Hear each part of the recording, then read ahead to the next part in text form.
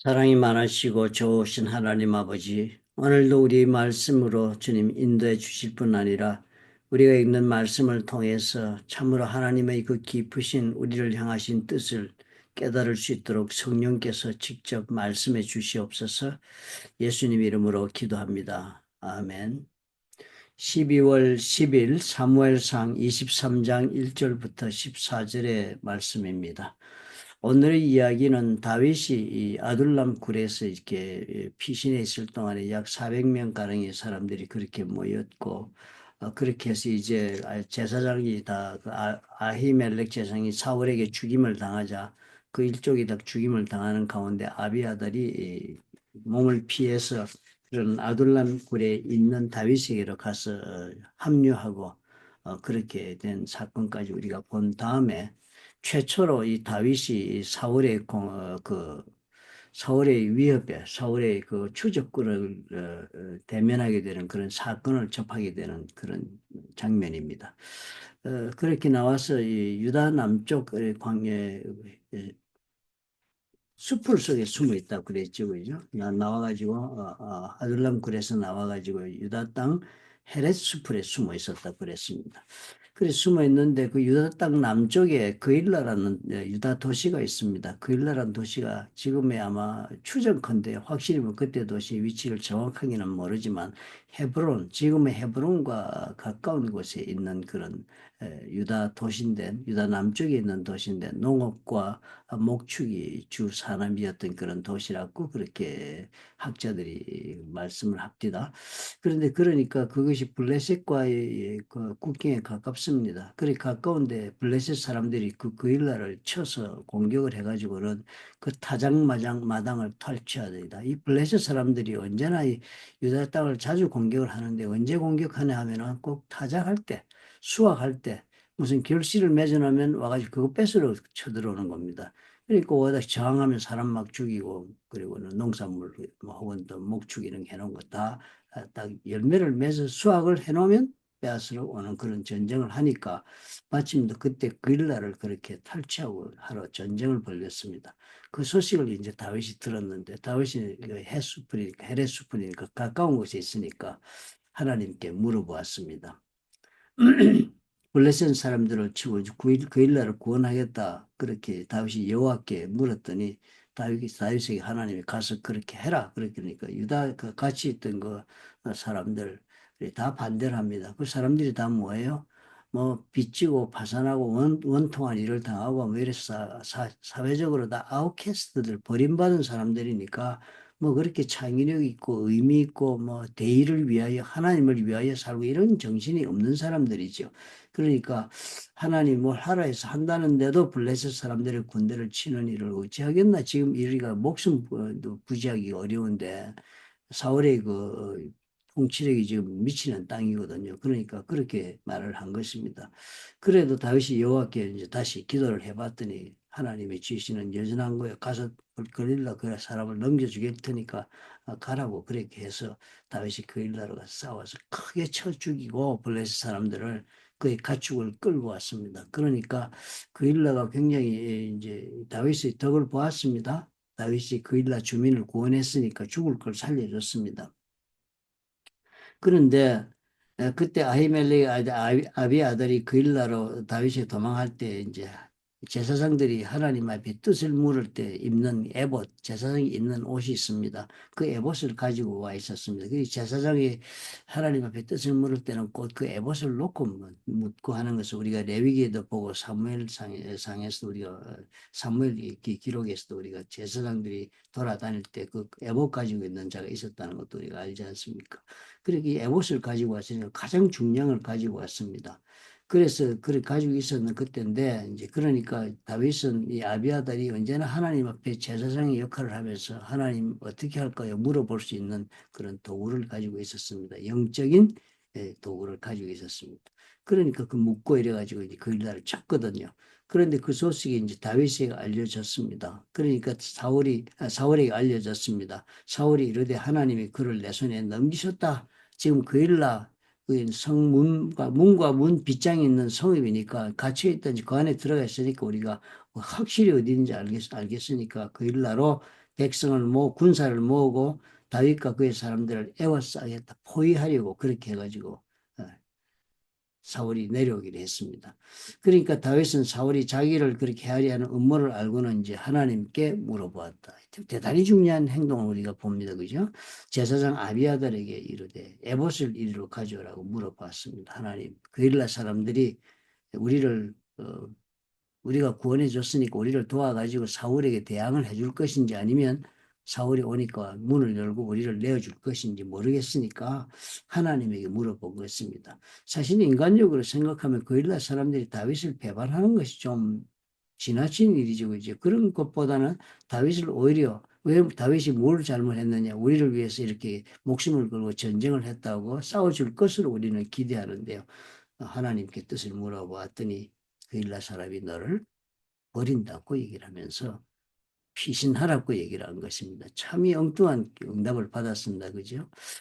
자기 나라와 백성이 어떤 백성입니까? 하나님의 백성들이잖아요. 그들을 위해서 목숨을 걸고 블레셋 사람들로부터 전쟁을 했는데 그랬으면 당연히 뭐예요? 그 사람들에게 기대할 수 있는 것입니다.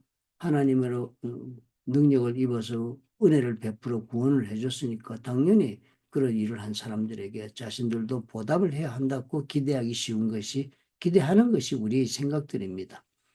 이 이제 다윗과 사울의 군대를 한번 이렇게 보십시다. 사울은 왕권이 지금 아주 강력하게 서 있네요. 그러니까 사울은 이 그일라 사람들이 비록 은혜는 다윗에게 입었지만 사울이 온다 하니까 사울의 편을 드는 그런 사람들이니까 얼마나 다윗의 왕권이 확실합니까? 그러니까 사울은 이 나라를 다스리는 왕으로서 지금 하나님은 버림을 받았지만 사람들에게는 여전히 지지를 확고하게 받고 있는 사람이니까 이 사람이 왕으로 뭘 불안해하고 두려워할 그런 인생을 살 사람이 아닙니다. 그런데도 사울은 어떤 사람이에요? 그 마음이 빼앗긴 자의 마음입니다. 하나님이 함께 하신 그런 은혜의 사람이 아니기 때문에 빼앗긴 자의 마음, 즉 우리 죄인들의 마음이다. 모든 하나님의 은혜로부터 우리가 빼앗긴 자의 사람을 살고 있는 것이 죄인의 특징 아닙니까? 그러니까 그런 빼앗긴 자의 마음을 가지고 있는 사울이니까 아무것도 시큐어한 것에 안정되고 안심하고 의지하고 평안하지를 못하는 것입니다. 시큐리티가 없어요. 그러니까 삶에 확실하게 자기가 발을 딛고 있는 그런 굳건한 바닥이 아무것도 없으니까 지금 어떻게 해요? 이 그일라의 자신이 정말 사람들이 공격하고 있고 이랬음에도 불구하고 다윗을 추적하고 이 다윗이 있으면 우리는 못 산다 하면 이렇게 막 불안한 인생을 삽니다. 그죠? 사울은 하나님으로부터 모든 필요한 것을 다 공급받고 소유하고 있었습니다. 그러나 그럼에도 불구하고 하나님이 주신 축복을 누릴 수 있는 사람이 되지를 못합니다. 왜요? 그의 영혼이 하나님의 영으로 충만하지 않고 빼앗긴 상태에 있기 때문에 그런 것입니다. 그런데 다윗은 그 반면에 어떻습니까? 아무것도 가진 것이 없습니다. 주변에는 불량자들 400명이 모여가지고 그거 먹여 살리려는 그런 책임까지 지고 있으니까 좋은 사람들 400명을 모인 사람을 인도하기도 어려운데 불량배들 아니면 배신한 자들 원통해서 분노에 차 있는 사람들 이런 사람들 400명을 데리고 있으니까 다윗은 얼마나 그 사는 삶이 얼마나 힘들었겠습니까? 아무것도 정말 다윗은 하나님으로부터 축복받은 것처럼 보여지는 것은 없습니다. 그런데도 참 다윗을 어떻게 해요? 그런 불안한 상황에 살아야 마땅한데도 불구하고 다윗은 언제나 하나님의 뜻을 묻고 하나님의 뜻에 순종하며 살기로 그렇게 결단하고 사는 그런 영혼을 가진 사람이니까 다윗은 어떻게 해요? 시큐리티가 있습니다. 어디 있든지 간에 불안한 상황인데도 불구하고 결론을 내려야 할 때는 하나님의 뜻에 묻고 순종하고 그것이 어려워도 선택해서 가고 그렇게 하는 모습을 보니까 다윗의 영혼의 상태는요. 그렇게 시큐리티가 있는 그런 상태인 것입니다. 그렇게 시큐리티 된 다윗의 상태는 뭐예요? 결국은 사람에게 기대하지 아니하고 하나님에게 의지하고 기대하고 사는 그런 사람이 되어 있기 때문에 그런 것입니다. 사실상 우리의 삶의 현실을 보면 어때요? 우리는 많은 경우에 사울처럼 많은 것을 받은 사람임에도 불구하고 우리는 언제나 어떻게 해요? 인시키우합니다. 우리의 삶이 불안한 것이 많고 카톡 잘못하면 긴장하고 스트레스가 쌓이고 아주 우리가 하나님 앞에 안전한 삶을 사는 사람이 드뭅니다.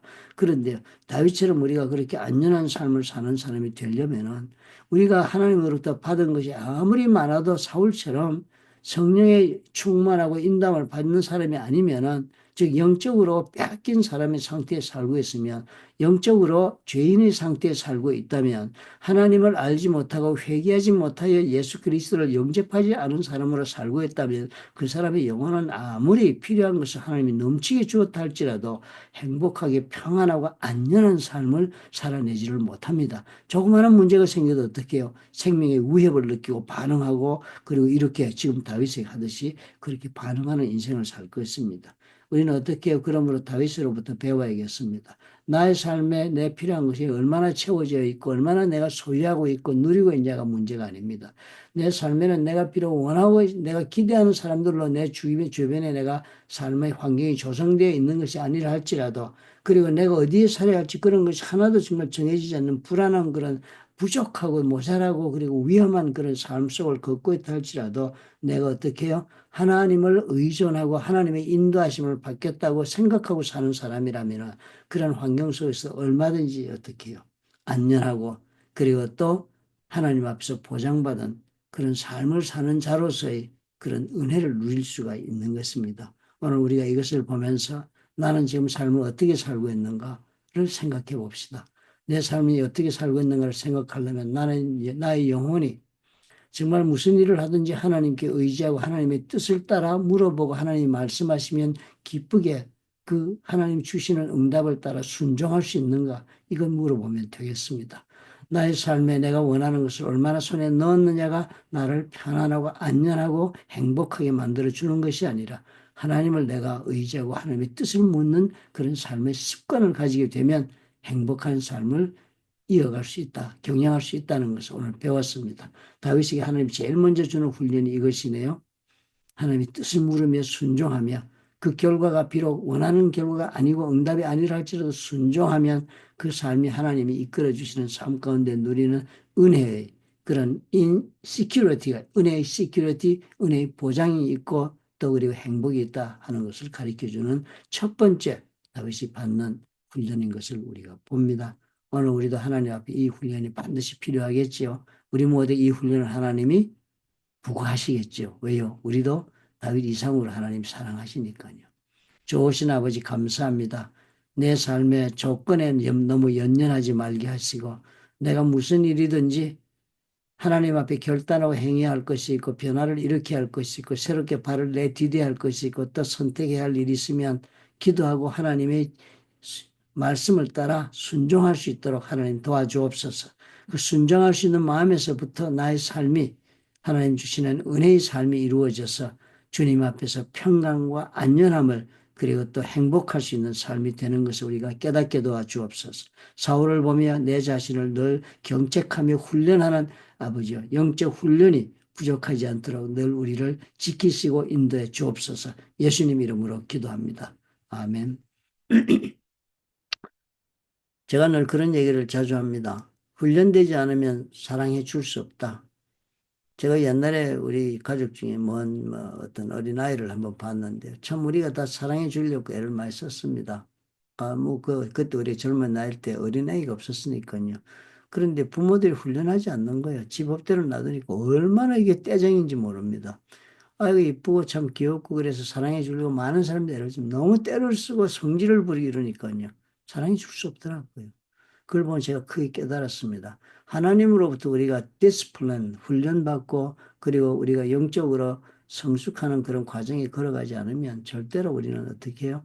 사랑이 누가 나를 사랑하지 않았어가 아니라 많은 사람이 나를 하기 위하여 베풀지만 내가 그 사랑을 누리고 또 사랑을 받으며 누리고 사랑의 관계를 이룰 수는 없더라.